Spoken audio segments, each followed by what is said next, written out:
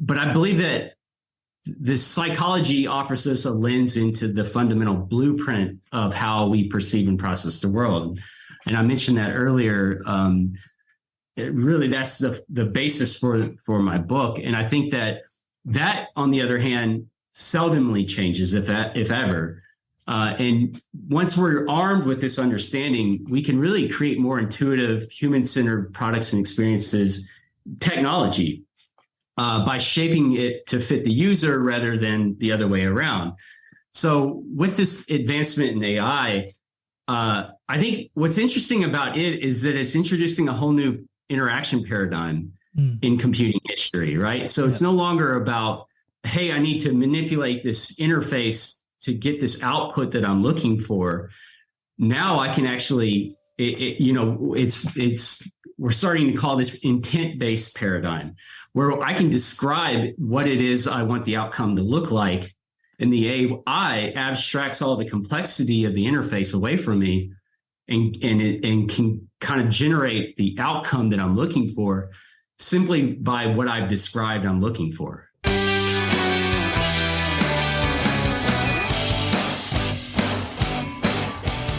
Welcome to the Inner Game of Change podcast, where I explore the intricate layers of organizational change alongside insightful professionals. I am your host, Ali Juma, and this is the Inner Game of Change podcast. Today, my guest is Jon Yablonski, author, speaker, and a distinguished figure in the world of digital design. Jon brings a wealth of knowledge from a dynamic career that spans across e-commerce, mobile apps, and cutting-edge vehicle platforms. In this episode, we dive into the laws of user experience, psychological principles that shape intuitive and functional user interfaces. Jon discusses the challenges of weaving these principles into digital product design and the crucial balance between innovative and user-focused design. We also explore the impact of user experience design on managing change, particularly as AI and machine learning become integral to our digital tools. Jon offers his perspective on how these advances are transforming the user experience landscape, urging designers to innovate and adapt. In this episode, we talk about the fascinating intersection of design, technology, and the human experience. I am grateful to have Jon chatting with me today. Well, Jon, thank you so much for joining me in the Inner Game of Change podcast. I'm really grateful for your time today. Yeah, absolutely. Thanks for having me. Thank you, Jon. Today, we're going to talk about your wonderful book, The Laws of UX, of the User Experience. Fascinating stuff, really simple, well designed, by the way. I'm glad that you applied your own rules on your book. But before we dive deep into that and into explore the world of design and user experience, it will be fantastic for you to introduce yourself to my audience.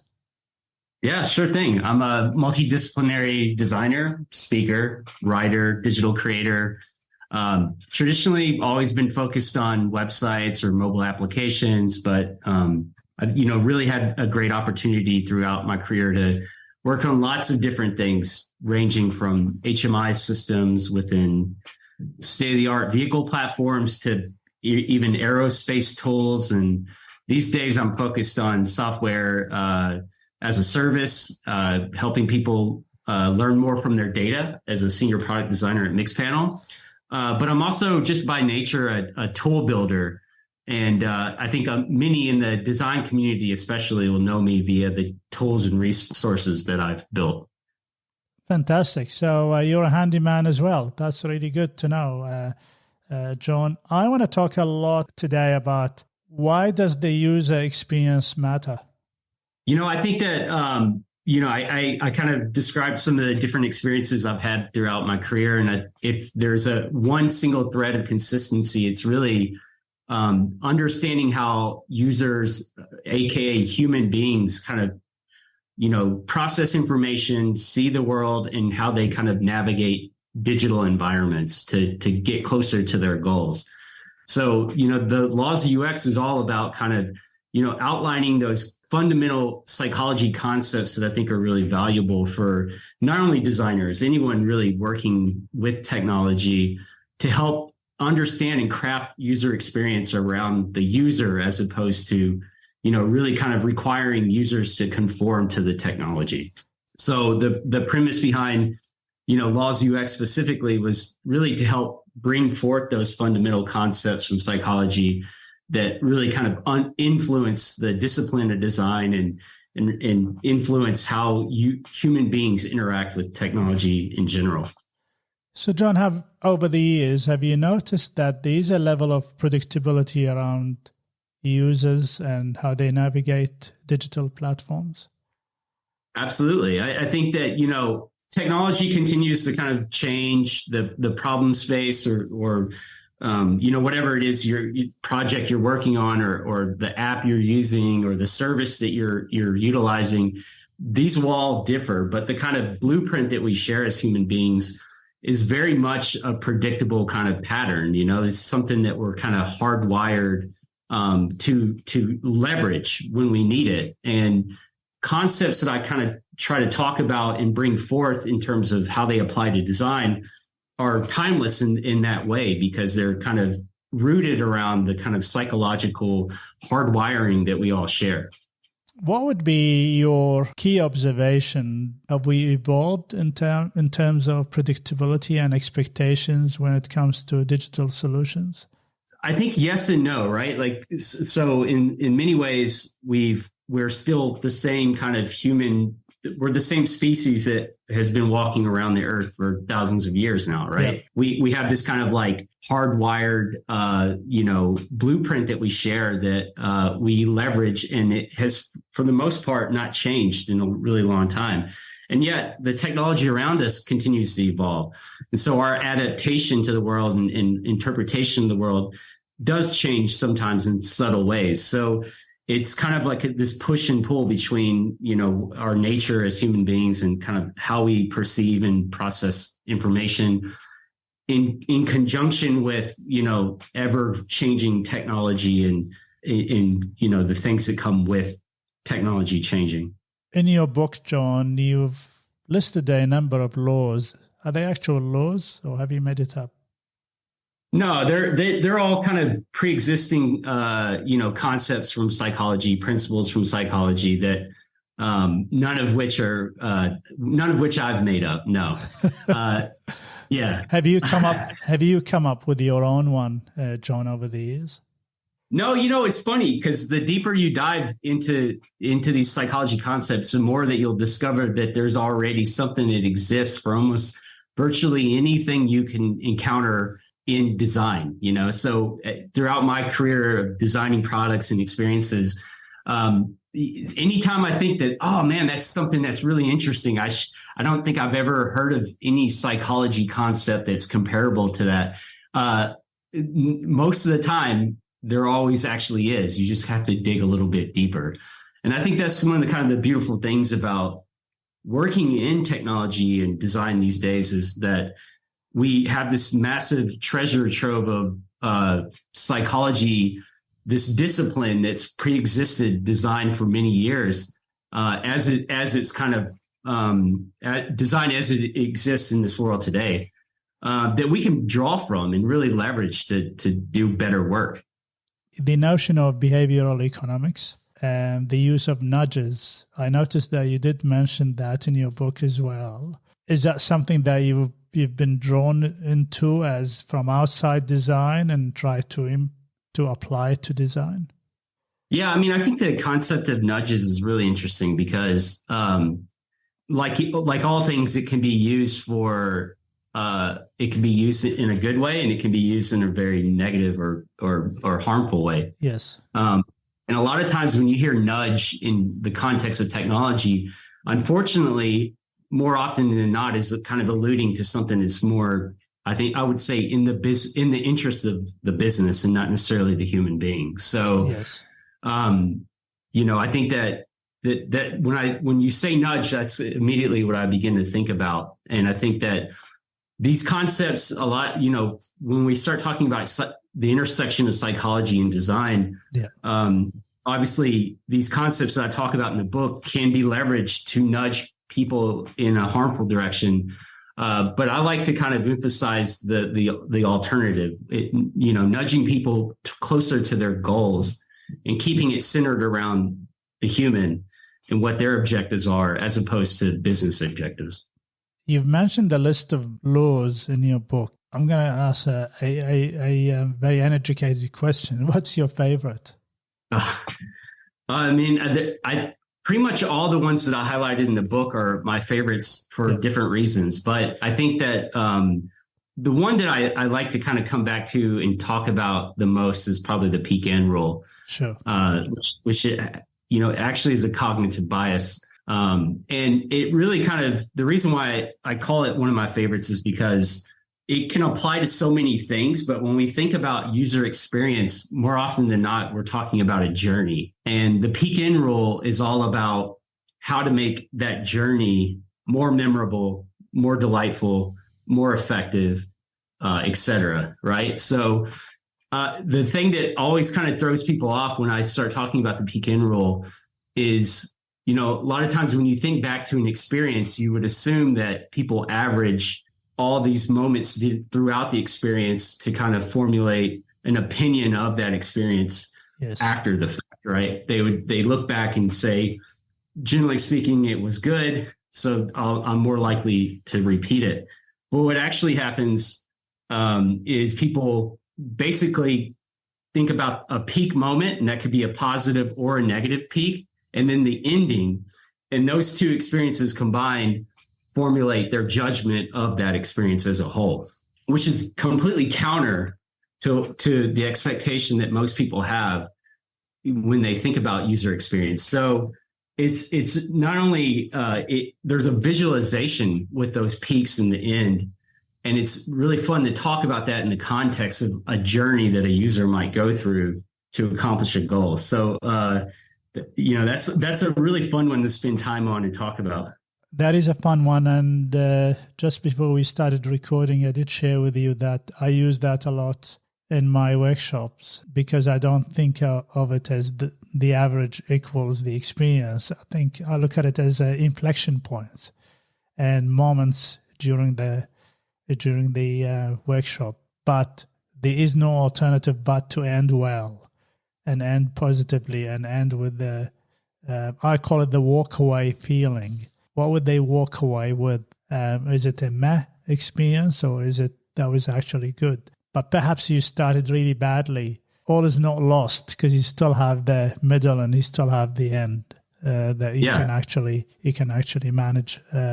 So I like that. And so I see that in the business of change. Often when we roll out projects, they usually take about, what's the average project? It's about 6 to 9 months. And you take the users through those long months, and remember also the employees have got their own jobs, their usual jobs, and then there's a change that is going to impact them. So you can communicate as much as you can, but the inflection points for me and the key points is when we actually start training them. So we introduce the change and training them, or let's just say on a new solution or process, and then how we end it, how we support them. And so these are really two critical points. Unfortunately, what I see often is that most projects start excitingly well at the start, and then we kind of get fatigued at the end. And then really once we finish training, even we don't pay attention to training, or the quality of the training, we leave it in there and then we move on to the next. And for me, that change experience is actually only measured on we have a saying here in Australia, I'm not too sure if it's in America, you are as good as your last game. So no matter how many games you won in the past, you are as good as your last game. Yeah, I'm familiar with that saying. Excellent. Let's get into the practicality of your book. So what is the implication of a badly or poorly designed product?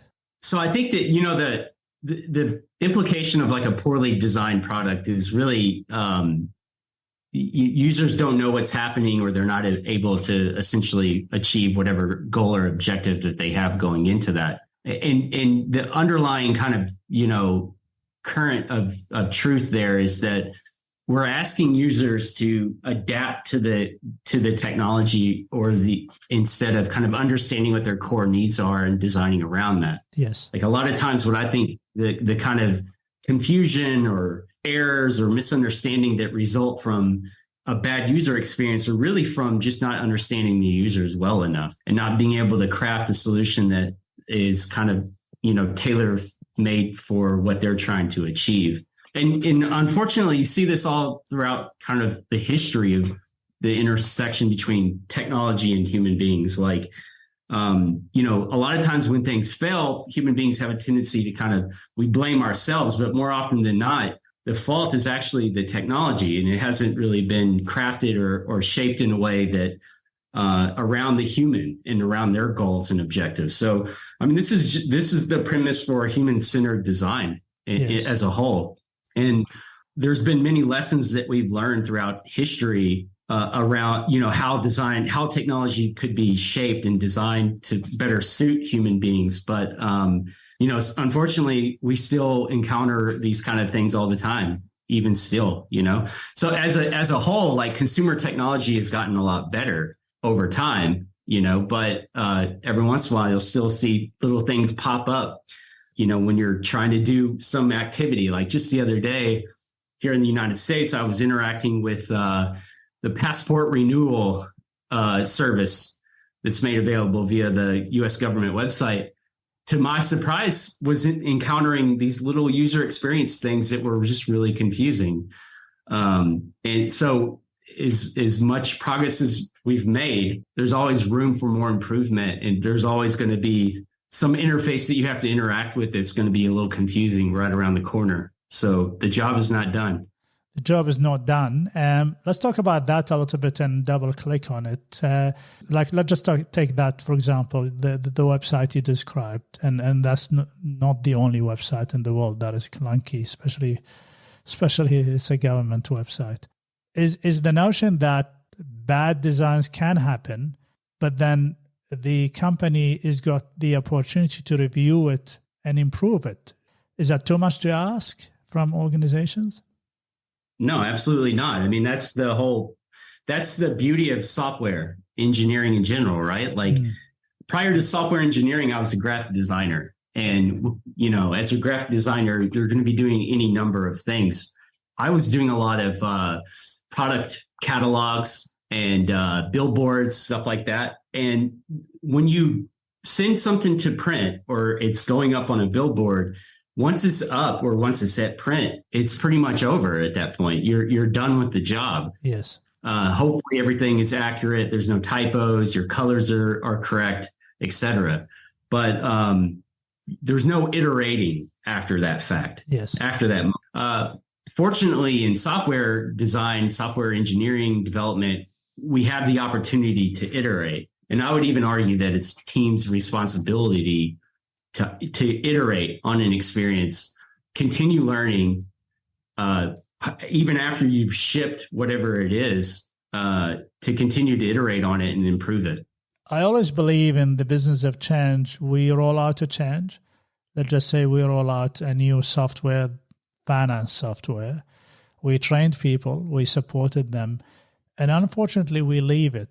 And I always say, if I were in management, and I know this can cost time and money, that's okay, but nobody goes back and matches and look at, are people using the solution the way we designed it? Or have they actually created their own mini processes to circumvent the actual solution? And I think that is a missed opportunity, because only through reviewing of the use, you can get intel, and that intel can actually give you enough information to see, can I go back and re-educate my users on this? Because in organizations, people move jobs and then they leave the company and they've got new people. We haven't trained the new people. We train the old people. And so I come there and then it will be my next door neighbor, next office would have told me how to use the new system based on their experience, which might not be really an ideal experience. Do you share that sentiment? I have a lot of there's a lot of things that come to mind when we talk about training and something like software. Yeah. And the thing that's been on my mind lately is just kind of going back to the beginnings of, when human factors engineering began to surface and how all this kind of thinking began to originate to begin with, which was kind of originated during World War II when there was a lot of errors happening when pilots would be operating aircraft, or tank operators would be having issues with the tanks, and early on they would blame this on poor training, or maybe the individual themselves was error prone. Right. Yes. But what they actually discovered is that, like human beings, we all share the tendency to make mistakes, especially when we're under stress or duress, yes. Which was pretty common during, wartime, for example, and these pilots or tank operators, in a battlefield. So the lessons that were learned from that experience made their ways back into technology, in that no level of training or carefully selecting who would operate the machines is going to get around the fact that we're all kind of, have tendencies as human beings to make errors, to make mistakes, yes, to not read the user manual, so it's kind of interesting. It's an interesting topic to talk about. And I actually think about this phenomenon known as the paradox of the active user, which states that people don't actually read the user manuals. They just start using the thing, whatever it might be. So in the context of software, that's going to be skipping the orientation, skipping the training, or barely paying attention and just trying to use the software. Does it work intuitively? And really, as a designer, that's what I'm always trying to accomplish. Does it require training, or does it kind of inherently suggest what users should be doing via just the interface?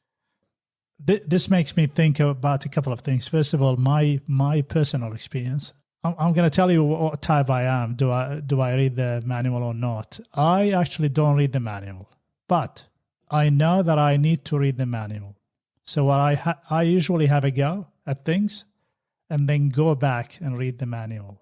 And the manual will bridge in gaps for me, and it gives me more information. It will be easier for me to pick it up than at the start, because I'm excited about the new product.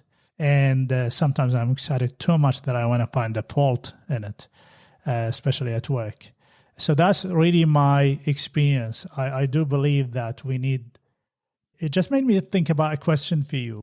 Designers that design a solution, do they also think of how training should be delivered to enable that? I think they do that in the Army. They always have a product, and then they dictate on how training should be happening in the Army, obviously because of safety. But in the workplace, do we do that?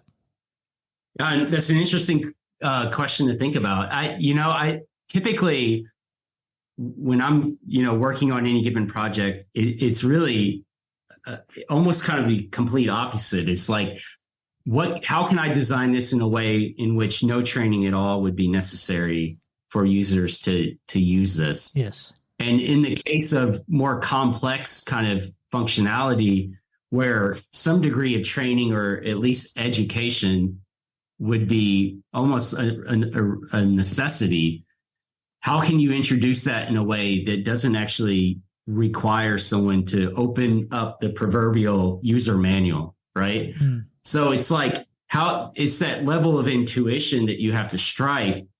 And it's never going to happen at the very beginning. It's like a process of iterating and testing. And the only way to get there is to actually sit down and test something out with people that are as close to your end user as possible. Learn from them, iterate, and continue until you feel you've de-risked it to the point where there's a high level of confidence in whatever it is that you've built. And then anything else that needs, if it's more complex, it can be easily discoverable and learnable by those users that spend enough time with the software, with the interface. So more often than not, that's kind of, what I'm thinking about when it comes to design and learnability and the quote unquote training users. Yes. Training is a very, very interesting topic. And I want to shift gear and I want to talk about the introduction of AI and the development that is happening. Obviously, you are aware of it. Talk to me about this, Jon. How do you think that capability will improve design? I mentioned earlier how I think, psychology continues to inform how we design systems that really align with how people actually are rather than how we would like them to be. Technology interactions, they continue to evolve. So this year we're talking about spatial computing and VR and AI, and there'll be more developments to come in the years, ahead of us. But I believe that this psychology offers us a lens into the fundamental blueprint of how we perceive and process the world. And I mentioned that earlier. That's the basis for my book. And I think that on the other hand, seldomly changes, if ever. And once we're armed with this understanding, we can really create more intuitive, human-centered products and experiences, technology, by shaping it to fit the user rather than the other way around. So with this advancement in AI, I think what's interesting about it is that it's introducing a whole new interaction paradigm in computing history, right? So it's no longer about, hey, I need to manipulate this interface to get this output that I'm looking for. Now I can actually, we're starting to call this intent-based paradigm, where I can describe what it is I want the outcome to look like, and the AI abstracts all the complexity of the interface away from me and can kind of generate the outcome that I'm looking for simply by what I've described I'm looking for, right? So it's a way to almost kind of get around all that. We were talking earlier about training and understanding a interface as complex as it might end up. None of that's really the learning curve goes down dramatically the moment you can just describe what it is you want the outcome to look like, as opposed to having an outcome in your mind and having to interact with an interface in order to get there. So I think it's those kind of things that get me the most excited about AI. And, when it comes to the laws of UX and how that intersects with AI, I think it's, the way I like to look at AI is it's an additional tool, right? It's an additional tool and a new interaction paradigm, but once again, doesn't really kind of change that fundamental kind of blueprint that we share as human beings. In fact, understanding that only strengthens how we might leverage a tool like AI. I think so. I think AI probably is going to amplify that message at a mass scale. You mentioned the outcome when it comes to AI. I use it a lot, and I use it for a couple of reasons. One is to validate my work. So sometimes I do a piece of work, so I never allow myself not to learn through the process. So I have still to do it and validate it. So I use AI as a coach for me. In fact, I give it my videos now, and it critiques my golf swing. So I said to my golf coach, I'm going to fire you very soon. But I said, don't worry, because I still need you. I still need a human to tell me that was good. I need that interaction. So that's one. And second thing, AI, I use it to help me ask better questions.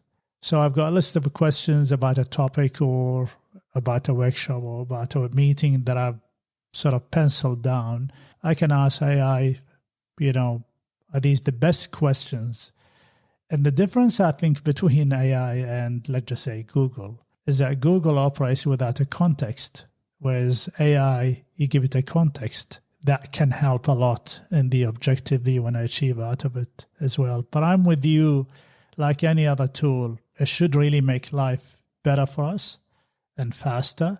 It should help us enjoy our life better rather than spending, hours putting a PowerPoint pack. This can do it in a shorter time. You still need to have an intel. You still need to critique it. You still need to position it. I was talking to a group of people around professionals, around students, and then they were worried that students will plagiarize work and cheat and get AI to do it for them. And I'm thinking, well, you're not going to stop it. So you're going to have to understand how you're going to utilize that. And the way I'm thinking about it now, and I tried it on my son, I gave him the option to get the information from AI, but I raised the standard I was expecting from him. And so what that happened, I redesigned the whole learning experience for my son.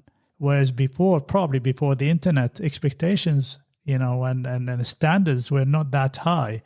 After the internet was introduced, the standards raised. And I think now is another wave where the standards will be even higher. I think that will be a plus for humanity, don't you think? Yeah, absolutely. Yeah.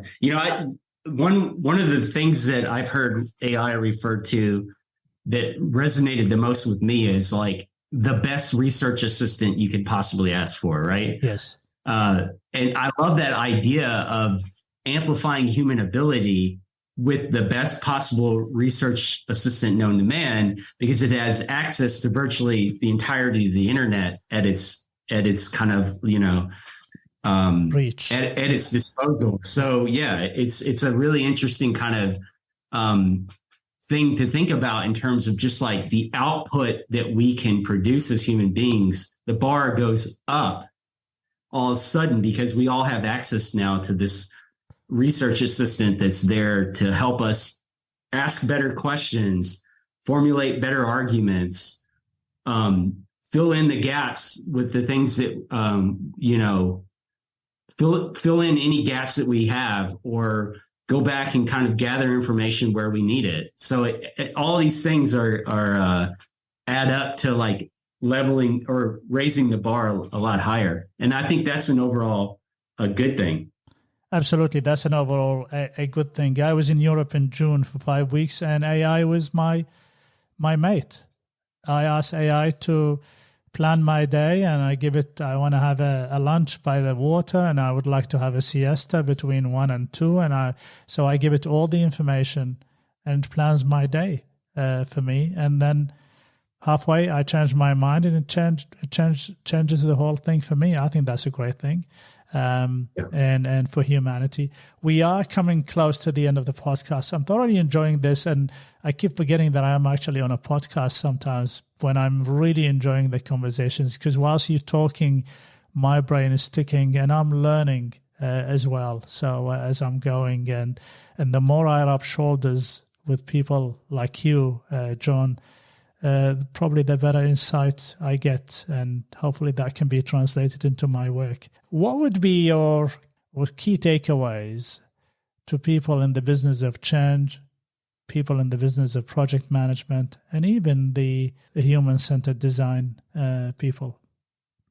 That's a good question. I think that I would kind of go back to the things I kind of mentioned at the beginning, where it's really about technology can and should be kind of tailored around the human being. And that I would extend to change as well. Thinking about the context of the human, that, humans are not perfect. We're susceptible to errors and rash judgments, and we can become overwhelmed. And the more that we consider that in how we kind of build technology or how we shape change and introduce it to humans beings, the better the outcome, right? So I would extend that to change as well, not just design. And I really think that we're all very fortunate to have this discipline of whatever concentration you're in. I happen to be design software, and being able to leverage the knowledge and insight from psychology, which has predated my discipline by many, many decades, is just an absolute, gives me an absolute advantage So it's something that this wealth of knowledge that I can tap to improve my craft and how I kind of approach my work. And I think we can all learn a lot from psychology.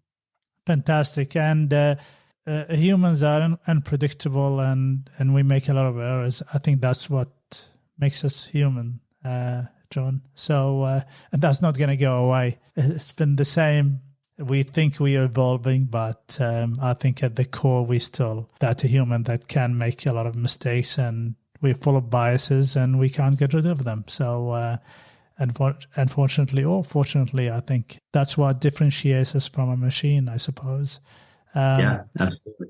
I'm thoroughly enjoying this conversation, John. How would people reach you?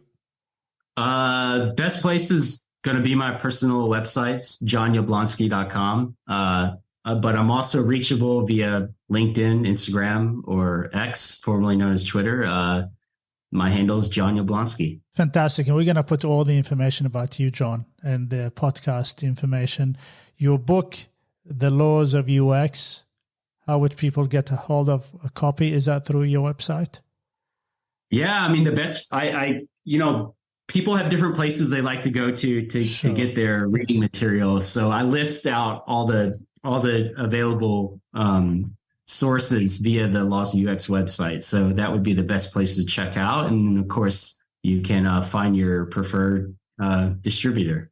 Fantastic. And we're going to, again, put the information. I've got my own copy and I love it. And I hope at some stage my son will read it as well, because I'm pretty sure he can benefit from that.